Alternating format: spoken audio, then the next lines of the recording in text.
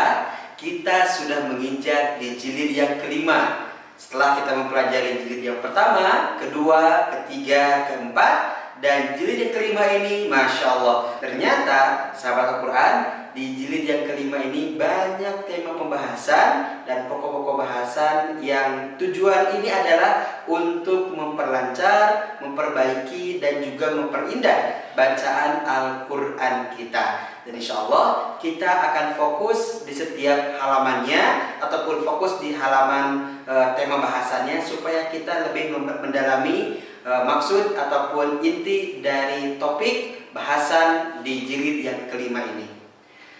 Sekarang kita akan fokus di halaman ke-133, di mana halaman ini ada tema bahasannya tentang huruf yang tidak dibaca. Huruf yang tidak dibaca ini adalah huruf alif yang apabila dia berada di tengah-tengah bacaan. Seperti contoh lafaz alhamdu. Bila ada huruf wa di depan alif lam tersebut, maka pada alif, alif kemudian ada lam sukun, maka alifnya tidak berfungsi sebagai pemanjang, tetapi dia itu hanya tulisan saja dan tidak perlu dibaca. Jadi kita tidak baca wa alhamdu, tetapi langsung saja kepada lam sukun menjadi walhamdu. Contoh lagi ada lafaz ma'al hamdi. Jadi tidak dibaca ma'al alhamdi, tetapi dibacanya langsung kepada lam sukun, dibaca menjadi ma'al hamdi. Inilah huruf yang tidak dibaca, walaupun ditulis tetapi tidak dibaca. Inilah cara dalam pembacaan huruf yang tidak dibaca di halaman 133 Iqra jilid yang kelima.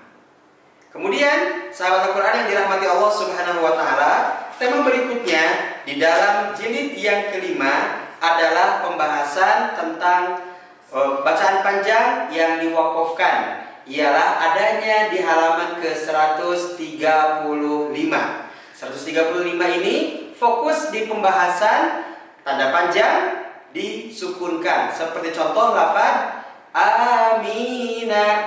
Bila kita menemukan amina kemudian diwakafkan, berubah menjadi amin. Boleh kita panjangkan, bisa 2 harokat, bisa 5 harokat, atau juga 6 harokat.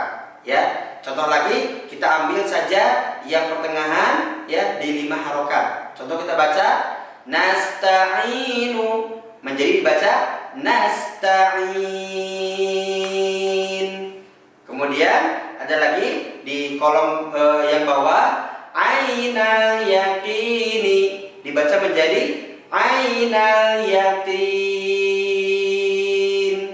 Nah, pola-pola bacaan seperti ini silahkan Anda lakukan, Anda praktekkan di halaman 135 dan sampai kolom-kolom yang bawahnya. Latih terus bacaan Anda sampai lancar sekali dan juga kita bisa menguasai teknik wakaf ataupun teknik tanda panjang yang diwakafkan. Setelah kita belajar di halaman 135 mengenai tanda panjang yang diwakafkan, maka kita akan menginjak kepada pembahasan berikutnya, masih di tanda panjang. Sekarang kita menginjak di halaman 141. Di 141 ini kita akan membaca tanda panjang bertanda alis. Apabila kita menemukan tanda panjang bertanda alis, maka panjangkan suara kita selama 5 harokat. Contoh la a'budu ulaika. Nah, itulah contoh-contoh kita saat memanjangkan bacaan yang bertanda alis. Sekali lagi, apabila kita menemukan tanda panjang bertanda alis, maka panjangkan suara kita selama 5 harokat. Contoh latihan di kolom berikutnya seperti berikut. La a'budu ma ta'budun ulaika humul muflihun. Nah, pola pembacaan seperti ini Silahkan Anda aplikasikan, Anda praktekkan di kolom-kolom berikutnya, terutama di halaman ke-141. Selanjutnya kita akan menginjak ke halaman 142, di mana di halaman 142 ini kita akan belajar dengung suara, ialah pada huruf nun bertasydid. Jadi apabila kita menemukan huruf nun bertasydid, maka dengungkan suara kita selama 2 harokat. Contoh, inna. Latihannya boleh kita lihat pada halaman 142. Ada ana, itu tanpa tasydid. Tapi bila ana kemudian pada nunnya terlihat ada tanda tasydid, maka tahan suara kita selama 2 harokat. Contoh, anna. Lanjut lagi, ama. Kemudian ada mim bertasydid, kita lihat lagi, kita baca amma. Bawahnya innahu, innaha. Saya akan contohkan bacaan nun tasydid dan mim tasydid pada halaman 142. Contohnya seperti berikut. Innahum kanu mujrimin wa inna ilaihi raji'un.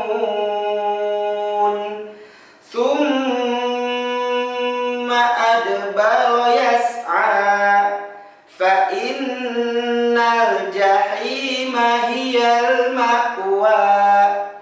Lakukan teknik tahan suara seperti berikut pada kolom-kolom yang sudah disediakan untuk melatih dengung suara kita ataupun tahan suara kita. Setelah kita mempelajari nun tasydid dan mim tasydid pada halaman 142, maka kita akan fokus pembahasan pada halaman 151, di mana 151 ini kita akan menemukan bunyi yang berbeda, ialah mim sukun bertemu dengan huruf ba. Ya, kalau dalam istilah ilmu tajwid ini adalah ikhfa syafawi, di mana cara baca tersebut ditahan ya suara kita selama 2 harokat. Contoh seperti bacaan berikut ini.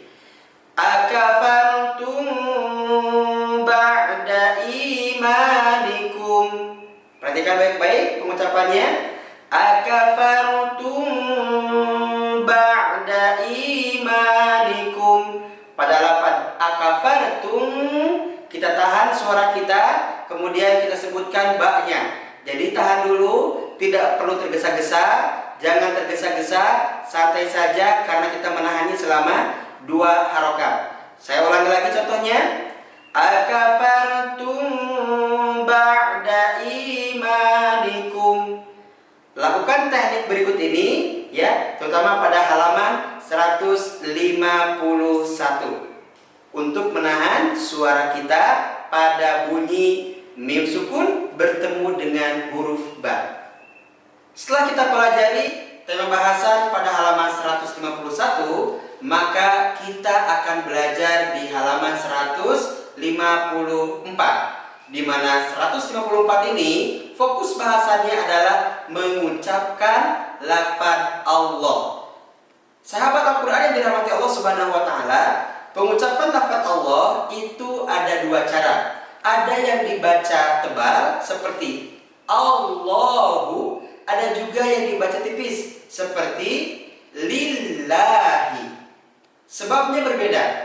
Kalau sebelum lafaz Allah ada harokat fathah atau dhammah, maka lafaz Allah dibaca tebal. Seperti contoh wallahu atau rasulullahi. Nah, itulah contoh-contoh lafaz Allah yang dibaca tebal, karena sebelum lafaz Allah ada harokat fathah dan juga harokat dhammah. Kalaulah kita menemukan ada lafaz Allah yang sebelumnya ada harokat kasroh, maka tipiskan bacaan Allah dengan dibaca A. Contoh seperti lafaz Allahu, ada harokat kasroh di sebelumnya, itu dibaca billahi. Billahi, bukan dibaca billahi, tetapi dibacanya billahi. Ya, seperti contoh seperti ini ya. Dan sering kita baca dalam lafaz bismillah. Contoh bismillahi atau walhamdulillahi. Itulah pengucapan lafaz Allah. Ada dua, yang pertama tebal, yang kedua tipis. Ada yang Allah, ada yang illah.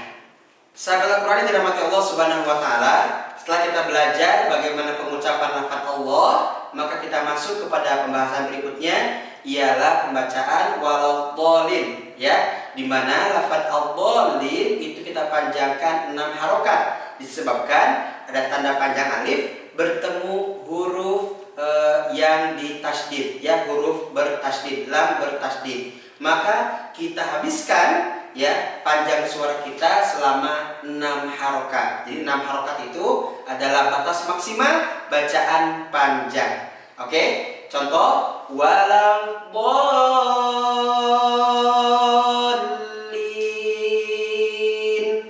Nah, itu adalah pola untuk memanjangkan bacaan 6 harokat, terutama pada lafaz al-dhalin.